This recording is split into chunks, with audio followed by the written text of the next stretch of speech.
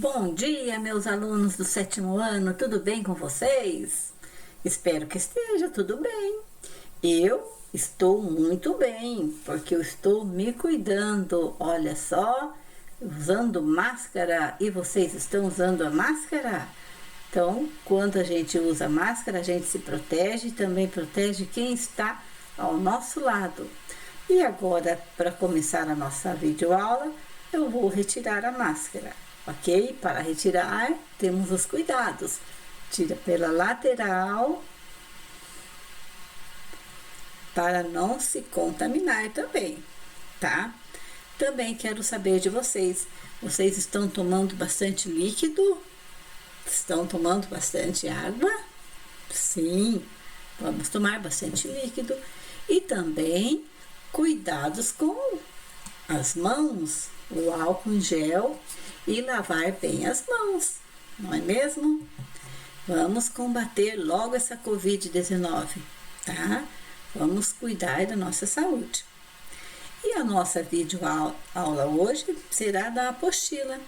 E eu quero que vocês peguem a apostila e o estojo para a gente acompanhar, tá? Para vocês me ajudarem na aula de hoje. Será da página 17, ok? Vamos lá, então? Vou usar meu óculos para a gente começar a nossa videoaula. Página 17. Olha o assunto. O assunto é a distribuição das espécies na Terra. Temos como uma introdução. Ao estudar os biomas e a biodiversidade do planeta Terra, observa-se que a distribuição dos seres vivos é diferente nas variadas regiões.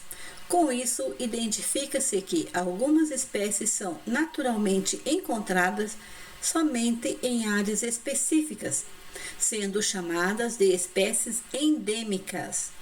Por exemplo, cangurus são endêmicos da Austrália e o cacto mandacaru é endêmico do Brasil, que é a caatinga.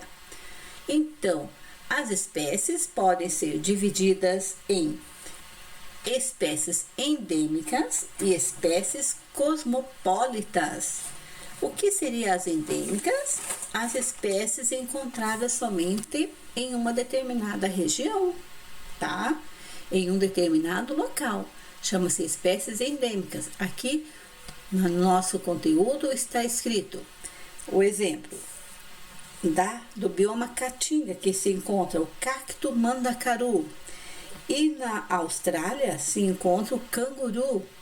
E ali não consta, mas nós temos na Mata Atlântica, no Brasil, que se encontra o papagaio de cara roxa. É uma espécie endêmica que se encontra somente em um determinado local, em uma região. Agora, as espécies chamadas cosmopolitas, olha só, temos como exemplo, são as espécies encontradas em vários locais. São distribuídas em toda parte do planeta. Olha essa imagem, nós temos o pardal. Olha, está escrito ali. Pardal, espécie de pássaro encontrada em diversas regiões do mundo. Ele é uma espécie chamada cosmopolitas, tá? Porque ele é encontrado em diversas partes do mundo.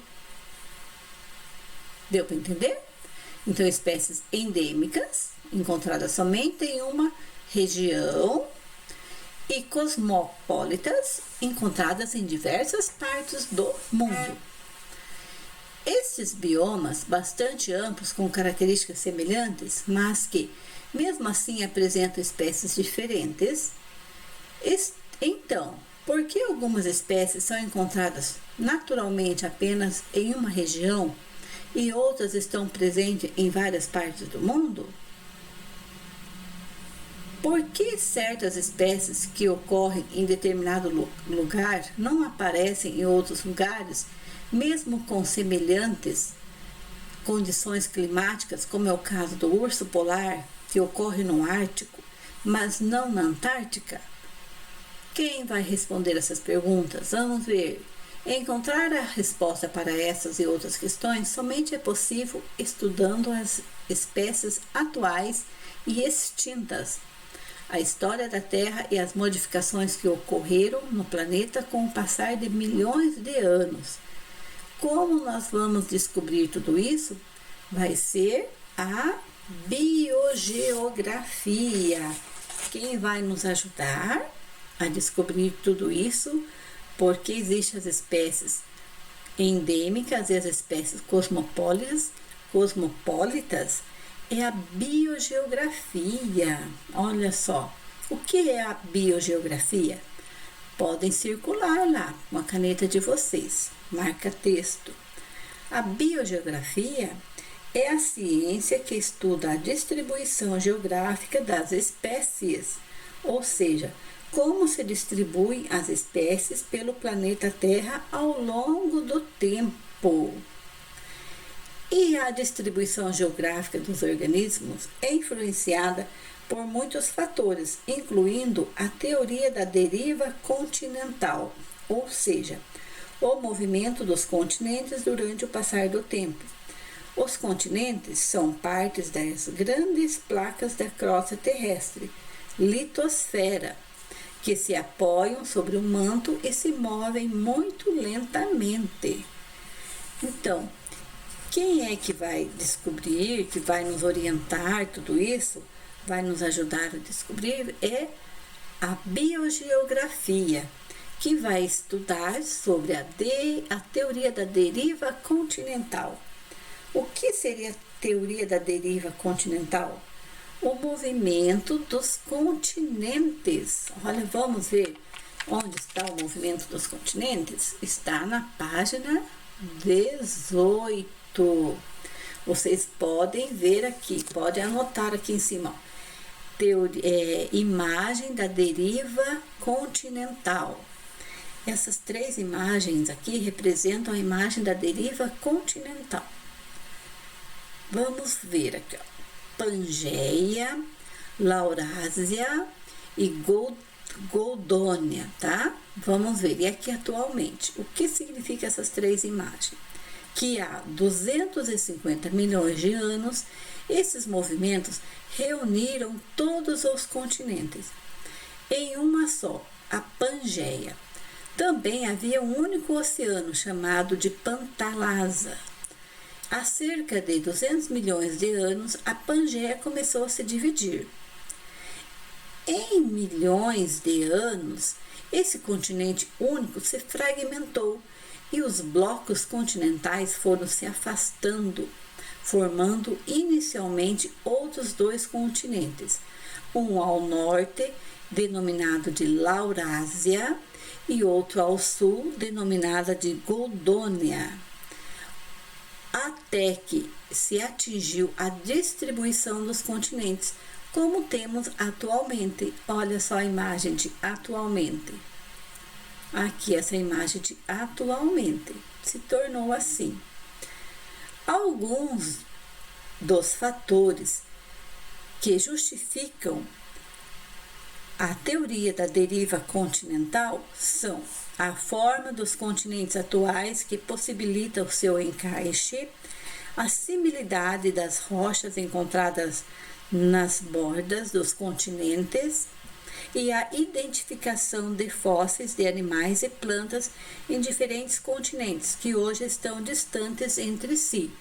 Então, vocês vão grifar essas três linhas sobre o que justifica a teoria da deriva continental, ok? Entre as evidências dos seres vivos já extintos, os fósseis das mesmas plantas foram encontrados na África, Brasil, Austrália, Índia e Antártica, entre outros lugares, sugerindo que esses continentes estavam próximos. Outro indício da união dos continentes foram os fósseis de dinossauros encontrados apenas na África e na América do Sul. Agora, a imagem a seguir apresenta alguns dos fósseis encontrados em diferentes continentes, sugerindo uma proximidade entre essas regiões do passado, certo? Então, esses são os animais encontrados. Agora temos aqui um QR Code. Esse QR Code vocês vão visualizar, não podem deixar de abrir ele, e vai ser uma atividade para realizar como trabalho nosso no final da aula.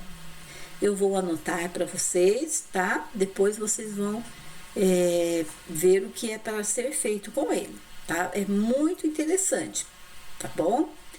E também nós temos uma atividade do material de apoio, vai ser um quebra-cabeça, bem interessante, também vai ser nota, vale nota para vocês, muito interessante, tá? Vocês vão realizar também. Depois eu vou passar certinho como é para fazer, tá? Agora vamos para a página seguinte, que é a página 19, que é sobre placas tectônicas. O que são as placas tectônicas? Desde o início da teoria da deriva continental, considerou-se que o planeta Terra é dinâmico e está em constante movimento, mas faltava explicar como se dá essa transformação dos continentes.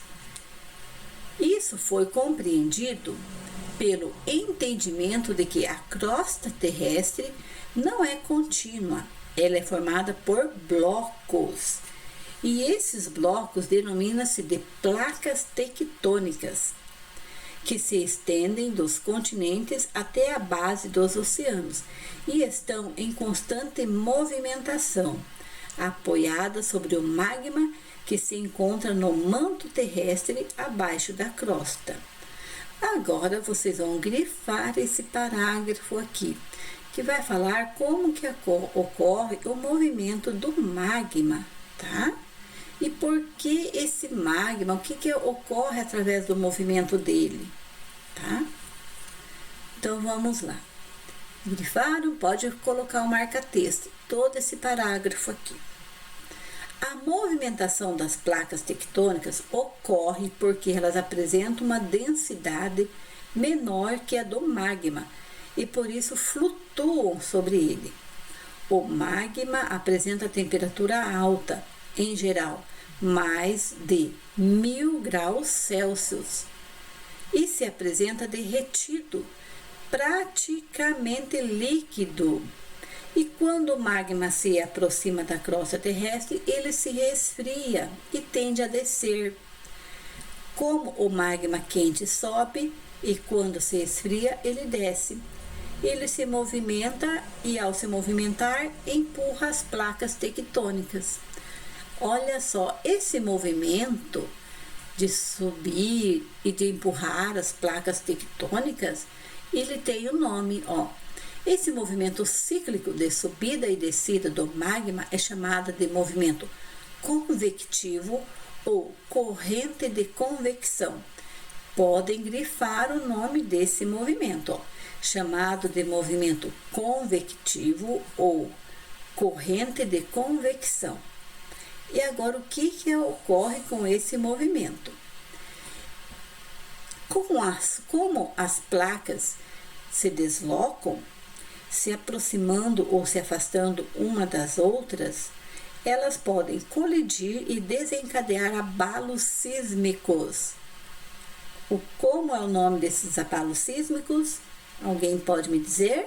São os terremotos e, consequentemente, os tsunamis, e formam as cadeias de montanhas e dão origem aos vulcões e etc. Observe no mapa a seguir as principais placas tectônicas e os limites entre elas. E as setas indicam as direções predominantes do lento movimento que realizam. Então, eles realizam um lento movimento através com essas placas tectônicas. Ó, planisfério das placas tectônicas. E temos ali o QR Code e abaixo outro QR Code. Então, Esse também vai ser atividade que eu vou anotar depois para vocês visualizarem, ok? A página 20, vamos para a página 20. Os continentes continuam se movimentando? Sim. As placas tectônicas que formam a superfície da Terra e sobre as quais estão os continentes e oceanos se formam em média 10 centímetros por ano. Embora estejam sempre em movimento, as placas se deslocam com velocidades e direções diferentes. Por isso, vivem em constante tensão, o que se manifesta através das erupções vulcânicas e dos terremotos. O motor de deslocamento é o magma. O que garante que o magma fique em constante movimento é a diferença de temperatura que ele alcança de acordo com a proximidade do centro da Terra. A porção mais próxima do centro aquece-se, sua densidade cai e ela sobe em direção à superfície. Ao mesmo tempo, a porção fria desce, formando um ciclo que se repete há bilhões de anos. Graças a ele, ao longo da história da Terra, os continentes se juntaram, formando um megacontinente chamado Pangeia. Se separaram e, de acordo com o que os geólogos já podem supor, estão se juntando novamente. Só que interessante. Agora temos esta imagem aqui da África e da América do Sul. O que está representando essa imagem? Vamos ver lá. Ele é uma imagem perfeita do estudo das duas regiões, que trouxe a justificativa da teoria da deriva continental. Olha só, a imagem, ó, encaixe entre as costas da América do Sul e da África. O que é que está falando lá? O estudo da região costeira da África e da América do Sul teve um importante papel na teoria da deriva continental, pois possibilitou a comprovação de que eram unidas e há aproximadamente 220 milhões de anos iniciaram sua separação. Algumas das evidências observadas estão descritas a seguir. Então, tem a justificativa, olha só, a primeira justificativa. Podem usar o marca-texto, essa é a primeira justificativa. O formato das costas sul-americana e africana possibilita um encaixe entre elas. Desse modo, toda a parte da costa que hoje corresponde ao Brasil provavelmente já foi conectado ao que atualmente corresponde à costa de vários países africanos, tá? Então, é um encaixe entre o Brasil e a África. Esse daqui representa a teoria da deriva continental. É a primeira justificativa que a gente dá. Olhando na imagem seguinte, olha só, temos a imagem A e a imagem B. A imagem A é uma imagem de formação basáltica no Brasil, tá? E a imagem E é uma formação basáltica na Namíbia, olha só. O que representa essas duas imagens? As regiões costeiras brasileiras e africanas apresentam formações rochosas semelhantes em vários pontos, onde essas regiões estavam encaixadas. Por exemplo, a região sul do Brasil apresenta várias formações de rochas basálticas e na região próxima ao litoral da Namíbia, onde as costas estavam teoricamente unidas no passado, também são encontradas grandes formações de rochas basálticas. Então, são muito parecidas. Aí aconteceu a separação e a formação do Oceano Atlântico, que nós temos como exemplo, tá?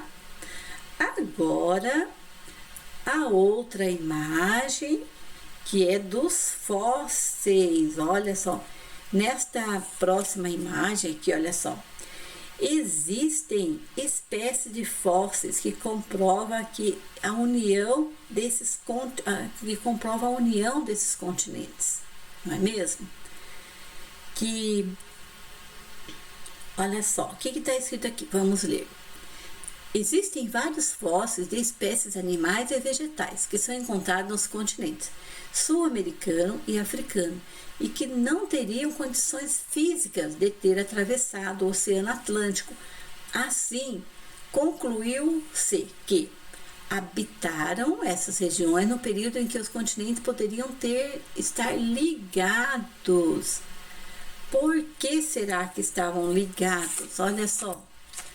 Porque, fósseis de mesossauro. Porque na América do Sul e na África eram répteis de água doce.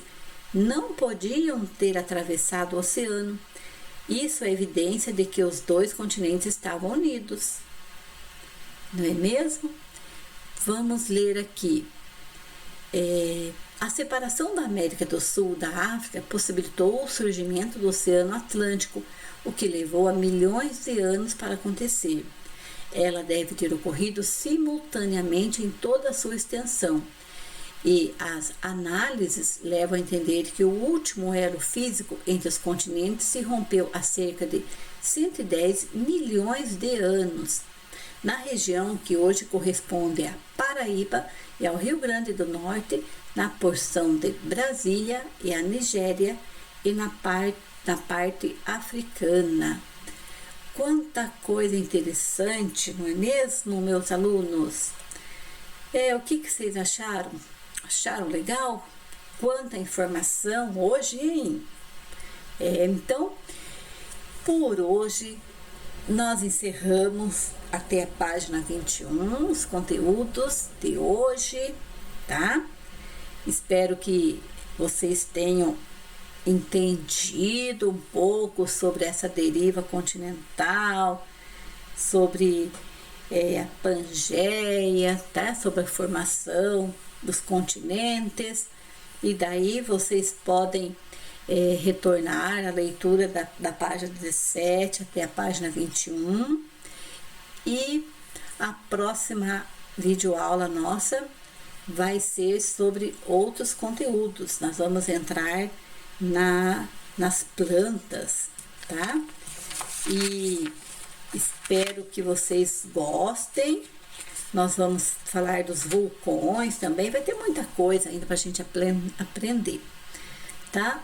Se cuidem e até breve. Tchau, tchau.